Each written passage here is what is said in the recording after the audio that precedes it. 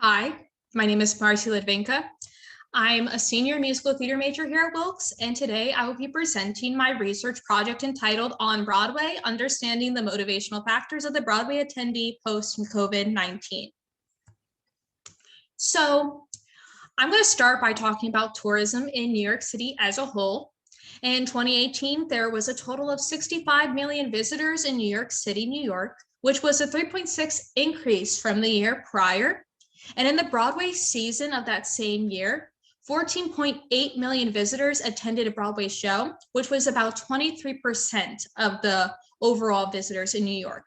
And in the graph to your right, you can see that while there was 23% of the visitors attending a show, the majority of New York City tourists did not attend a Broadway show at 77%. In 2018, direct visitor spending of these tourists in New York City reached about $46.4 billion. And spending on recreation and entertainment accounted for 12% of that. Broadway shows yielded $1.8 billion in gross revenue, and Broadway is a part of the recreation entertainment sector. So overall, Broadway accounted for 33% of visitor spending on recreation entertainment and 3.9% of overall visitor spending. Broadway has a great impact on New York City's economy.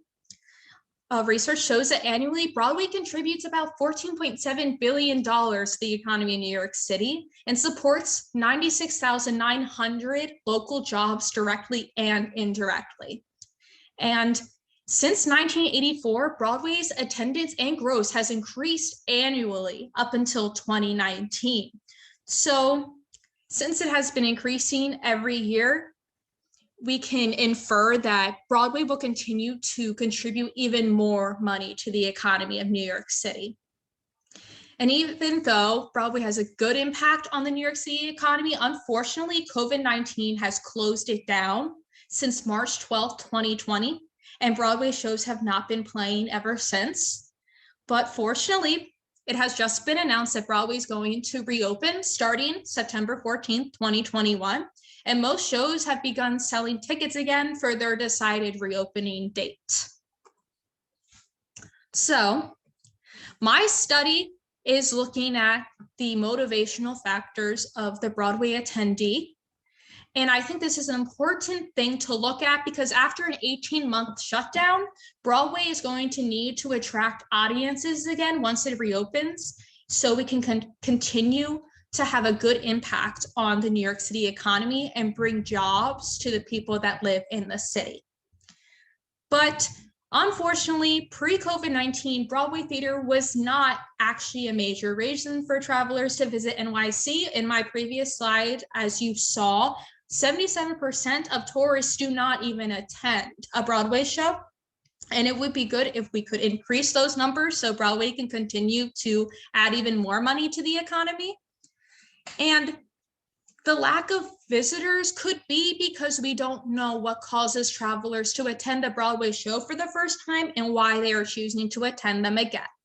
So, like I said, this study is aiming to find the motivational factors that influence New York City travelers to attend Broadway shows post-COVID-19. And I'll be asking the question, which forms of marketing used to advertise Broadway shows are most effective for attracting the typical Broadway attendee?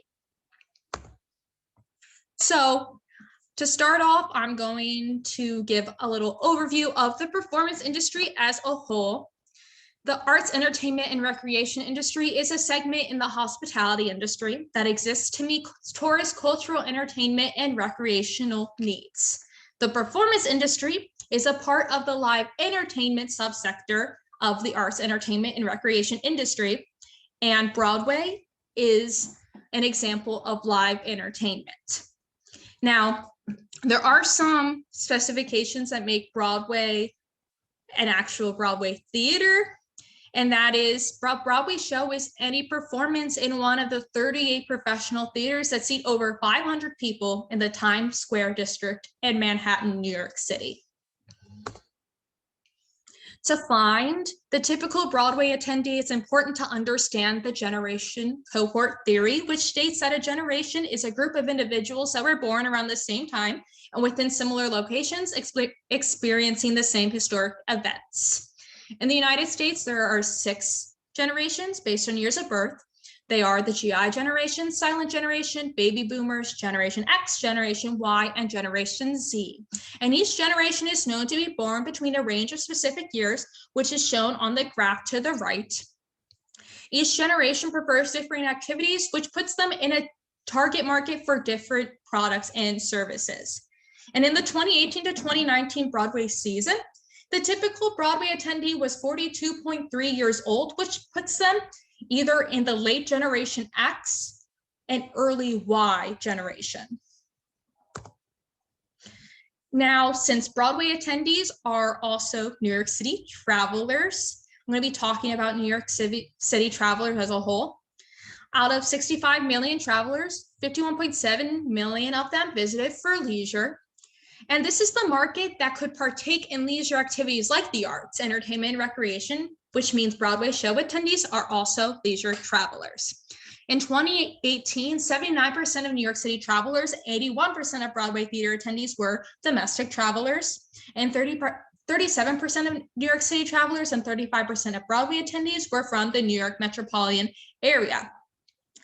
And I also found that the typical Broadway attendee is female with a college degree. Now, looking at marketing, since Broadway attracts their audiences by advertisements, advertising is a popular form of promotion through a variety of media forms that can be put into categories, traditional media and new media. Broadway advertising uses both traditional and new media. They use magazines, newspapers, radio, television, direct mail, internet, which includes email blasts and websites, outdoor media, and social media. A study was done in 1991 before the creation of the internet, which looked for the motivational factors of the typical Broadway attendee, and it found that television and radio were the most persuasive media types on theater attendance back then. But now that we know that the typical Broadway attendee is female with a college degree, new media and social media are actually viewed the most by that group. So for my study, I would like to conduct a survey asking the questions below to the Generation X and Y females with a college degree that reside in the United States. Since, like I said before, the typical Broadway attendee is either a part of Generation X or Y, they're female, they have a college degree, and they're a domestic traveler, so they're in the United States. The first question I would like to ask is, have you seen a Broadway show, yes or no? Second question I'd like to ask is, where have you seen Broadway show advertisements? And then I listed every kind of advertisement Broadway uses currently. Did these advertisements sway your decision to see the show, yes or no? And then the last question is, which media types would you say you use the most? And I use the same options for answers as question 2. I would like to find through this survey which platforms for Broadway advertisements are seen the most by the typical Broadway attendee to better understand their motivations to attend these performances. Also, I believe by knowing their most used media types, we can see if advertisements are reaching them on the platforms they use the most. When this research is completed, I'm guessing that new media is going to be where the typical Broadway attendee sees Broadway advertisements the most, since, as I said before, females with a college degree that live in the US typically use new media and social media the most. I think the results of this survey will influence the performance industry, specifically Broadway, by letting Broadway marketers know which types of media are seen the most by their target market and influencing them to attend the shows. By knowing their target market's most used media platforms, it's going to provide insight to Broadway marketers on where they can where they should be putting most of their marketing efforts. And then they'll be able to locate money for advertisements where they're actually going to be seen. And once Broadway reopens, it's going to be able to attract an adequate audience after being shut down for over a year. That concludes my presentation. Thank you for listening, and I hope you enjoyed it.